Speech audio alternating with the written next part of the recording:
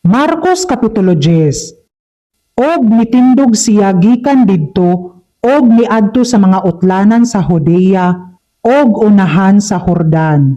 Og ang mga panon sa katawhan miusab pagdugok sa tingob ngadto kaniya. Og ingon sa iyang nabatasan siya nagtudlo kanila pag-usab. Og may minduol kaniya nga mga Farisiyo og nangutana sa pagtintal kaniya.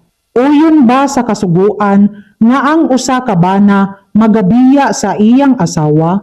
Og sa pagtubag niya miingon kanila, unsay gisugo kaninyo ni Moises?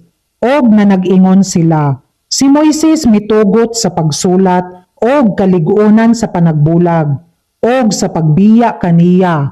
Apan si Jesus miingon kanila, tungod sa kagahi sa inyong kasing-kasing, iyang gisulat kanila